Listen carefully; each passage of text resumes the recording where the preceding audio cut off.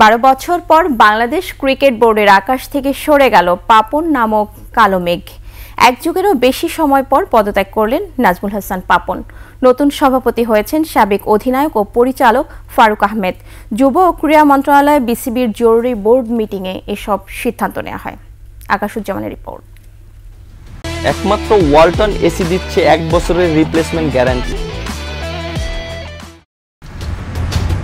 ছাত্র আন্দোলনের মাধ্যমে শেখ হাসিনা সরকার পতনের পর দেশের সব প্রতিষ্ঠানে জোর করে আঁকড়ে থাকা বড় কর্তাদের ছুঁড়ে ফেলার দাবি তোলে সাধারণ জনগণ।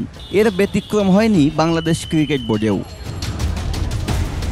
সাবেক রাষ্ট্রপতি জিল্লুর রহমানের ছেলে ও কিশোরগঞ্জ 6 আসনের সাবেক এমপি বিসিবি সভাপতি নাজমুল হাসান পাপনের পদত্যাগের দাবিতেও হয়েছে মানববন্ধন।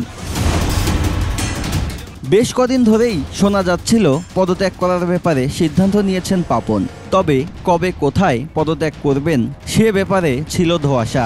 অবশেষে বুধবার অনলাইনে হওয়া বোর্ড মিটিংয়ে পদত্যাগ করেছেন পাপন। এতে শেষ হলো বাংলাদেশ ক্রিকেট বোর্ডে 12 বছরের পাপন অধ্যায়।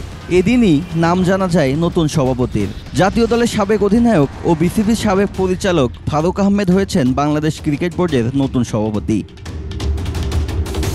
এদিন পদত্যাগ করেন বিসিবির বেশ কয়েকজন প্রভাবশালী পরিচালকও। আকাশুজ্জামান, 21 টেলিভিশন।